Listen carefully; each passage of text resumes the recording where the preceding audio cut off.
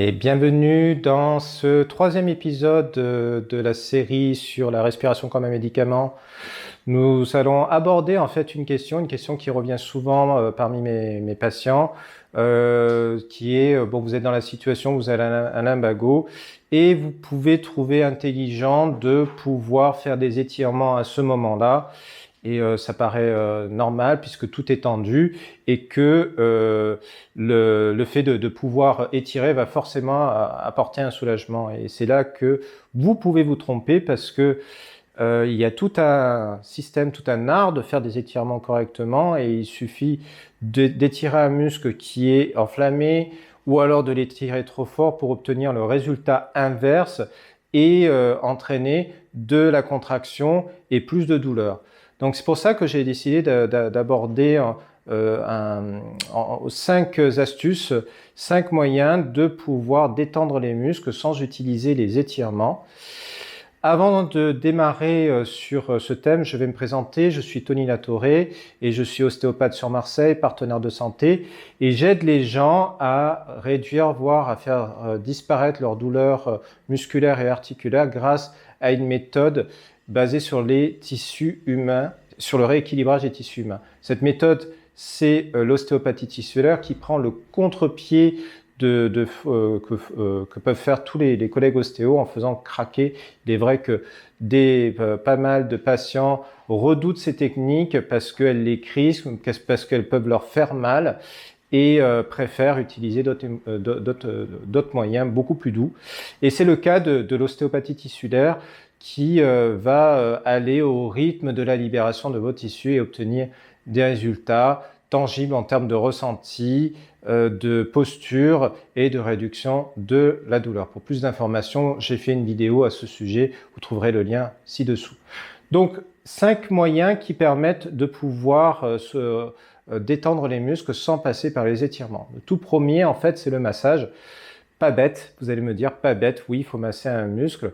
Pas bête, mais avec subtilité. C'est-à-dire que masser un muscle va vous obliger à être à l'écoute de celui-ci et le massage a vraiment cette vertu de pouvoir détendre le muscle, de pouvoir faire circuler le sang et de l'aider en fait à pouvoir se réparer beaucoup plus rapidement, enfin du moins de pouvoir soigner la fameuse douleur qui est en rapport.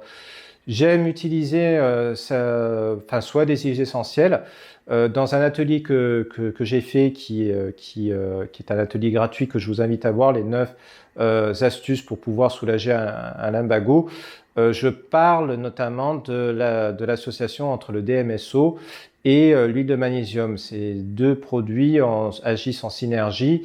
Le DMSO va permettre à l'huile de magnésium de rentrer beaucoup plus facilement dans les muscles et dans le magnésium en fait à les détendre. Donc c'est assez intéressant. Je vous invite à regarder cet atelier qui est sur le site tonyostéo.com. Le deuxième élément qui est important pour ça, c'est la relaxation profonde, progressive. Alors, qu'est-ce que c'est qu'ESACO, que cette respiration? Si vous avez entendu parler de cette technique de relaxation qu'on appelle le training de Schultz, c'est un peu pareil.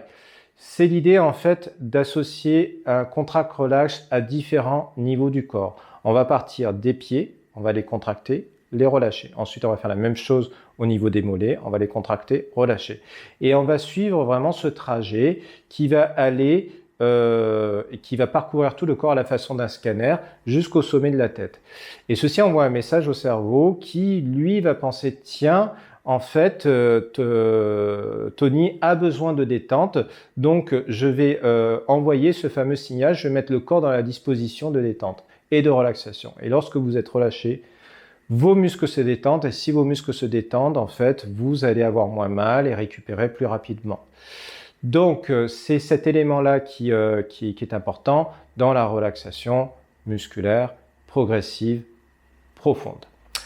Le troisième élément va vous faire rire, et c'est d'ailleurs en fait cela dont il est question, c'est de rire. Se mettre par exemple un film humoristique ou alors appeler, essayer de rigoler avec des amis lorsqu'on a un lumbago, ça peut être aussi pertinent Pourquoi? Parce que en fait, le rire va déjà positionner votre esprit dans un autre tempérament. Vous passez d'une situation qui peut être stressante, où vous êtes bloqué, à une situation qui va relativiser et qui va permettre à vos muscles de pouvoir se détendre.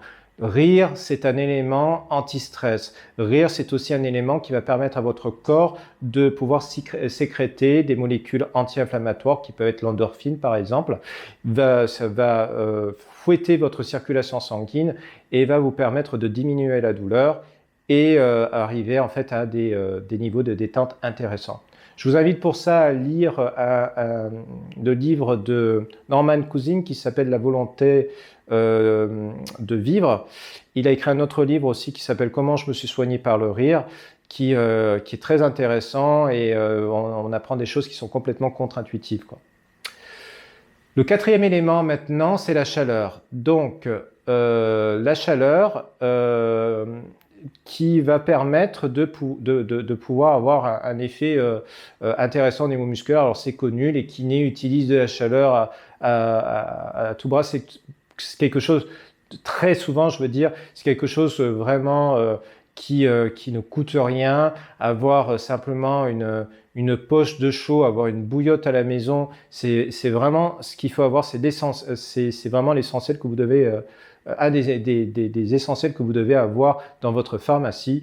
L'idée, vous avez un endroit, un muscle qui est contracté, vous allez mettre du chaud sur la zone pendant un moment. Et à partir de là, le sang, les vaisseaux vont se détendre, le muscle va se détendre et ça va permettre à cette partie-là de pouvoir se réparer au mieux. Avec un petit bémol en fait au niveau de la respiration, selon votre hygiène de vie, lorsque vous mettez des choses, il peut y avoir un moment où ça fait l'effet inverse, dans le sens où lorsque les vaisseaux se détendent, ils peuvent relâcher des toxines, ce qui va entraîner des douleurs.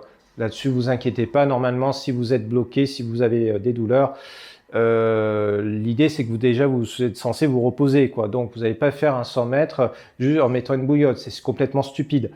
L'idée, c'est vraiment d'utiliser ce moyen et peut-être d'utiliser une synergie de différentes méthodes pour pouvoir avoir une action.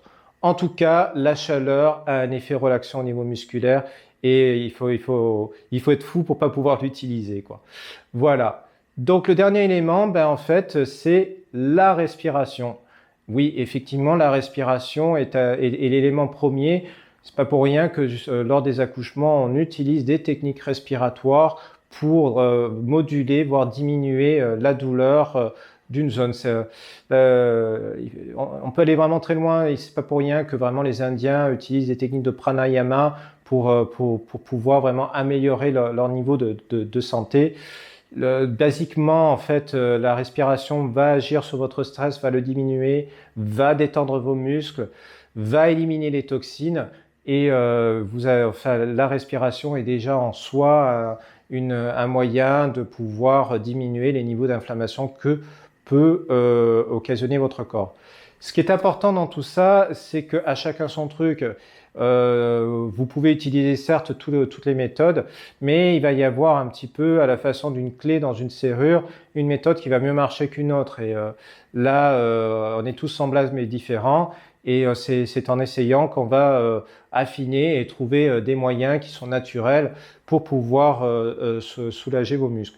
Ce qui est aussi important, c'est vraiment de savoir que les étirements ne sont pas les seuls éléments qui peuvent détendre les muscles. Là, je vous en ai présenté 5, mais il y en a certainement d'autres, beaucoup d'autres même. J'ai mis en place un atelier concernant la respiration qui est pertinent en fait aussi dans le soulagement des tensions musculaires et dans la gestion du stress et bien entendu aussi dans la posture. Cet atelier s'appelle Inspidetox. Donc, comme son nom l'indique, ce sont des techniques respiratoires très peu connues, contre-intuitives, qui ont une action impactante vraiment sur la santé et l'énergie. Si cela vous intéresse, vous avez le lien qui se trouve en dessous. Sur ce, la vidéo se termine. J'espère que vous avez appris des choses intéressantes, que vous avez passé un bon moment. Je vous souhaite sur ce une bonne santé. Je vous dis à très bientôt pour une prochaine vidéo.